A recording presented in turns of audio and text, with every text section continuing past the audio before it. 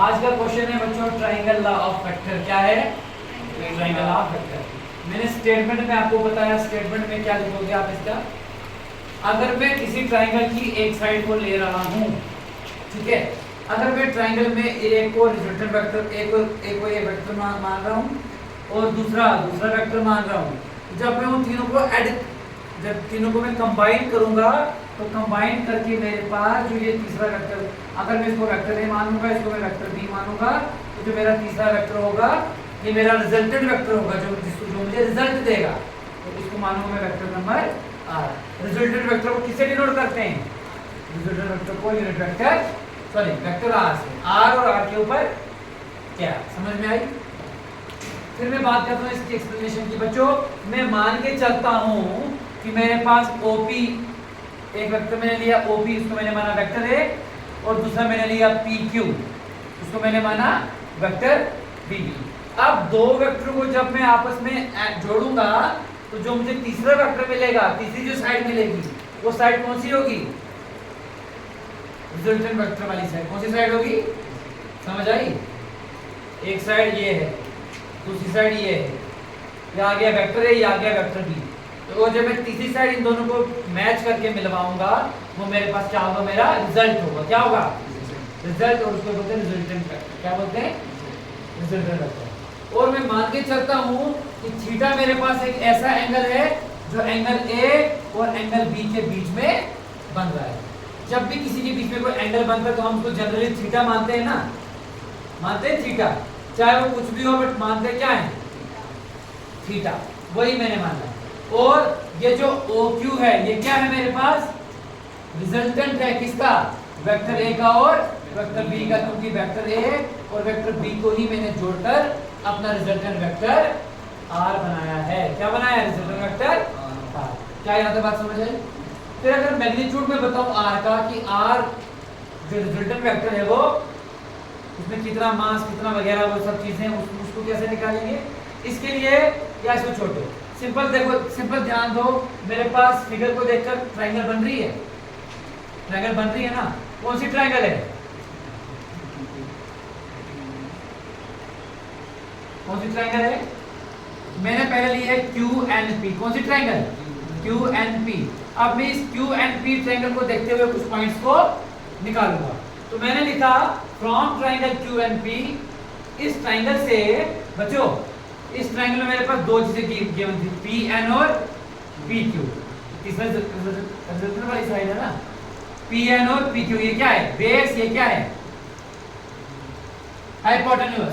तो base upon hypotenuse क्या होता है बच्चों? बेस अपॉन हाइपोटेन्यूज किसको डिनोट करता है? क्योंकि कॉस होता है बेस अपॉन हाइपोटेन्यूज। तो मैंने लिखा PN upon PQ equals to cos theta. क्या लिखा?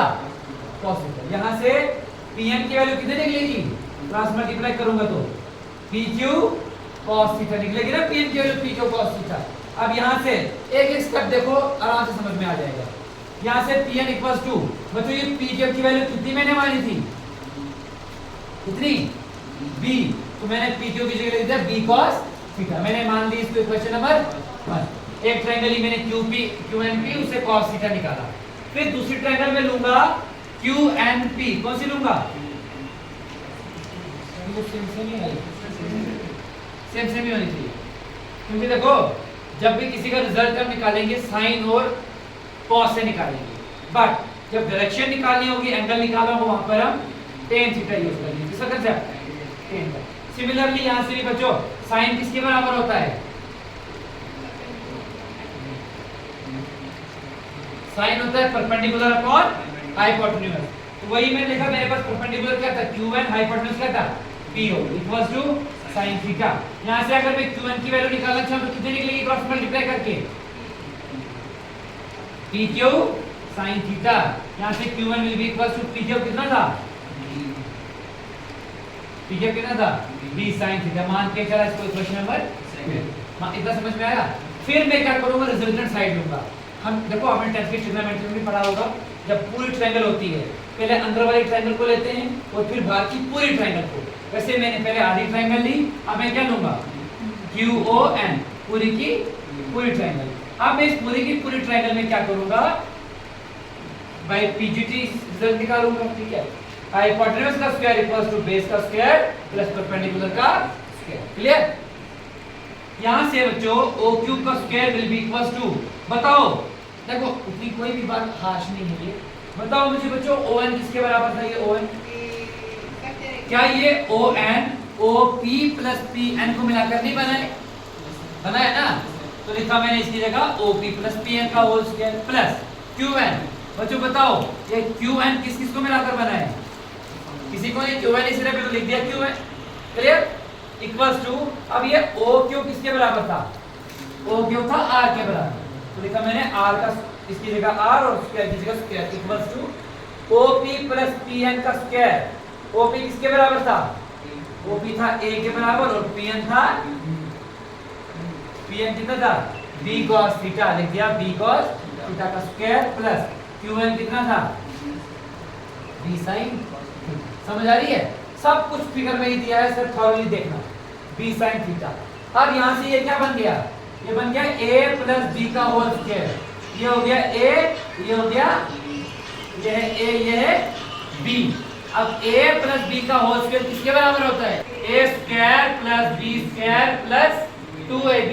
अब ये तो a स्क्वायर आ गया, ये सारे का सारा क्या है b है, b की जगह पूरा लिखोगे b cos थीटा प्लस 2 फॉर्मूले का इंटू a और इंटू b, समझ आई, ये है a स्क्वायर, ये है b स्क्वायर, ये है 2, ये है a, ये सारे का सारा क्या है, बात clear, plus b sin theta का स्क्वायर, इसका मतलब क्या है b के ऊपर भी स्क्वायर है और sin थीटा के ऊपर भी, यही मतलब है ना, लिख दिया b स्क्वायर और sin स्क्वायर थीटा। यहां से रिजल्टेंट वेक्टर r क्या निकलेगा, a square plus 2ab cos theta plus b square cos square theta और b square sin square theta एक ही जगह रख दिया। इन दोनों में से b स्क्वायर कॉमन था तो बाहर निकाल दिया, अंदर लिख दिया cos स्क्वायर थीटा और sin स्क्वायर थीटा, क्लियर।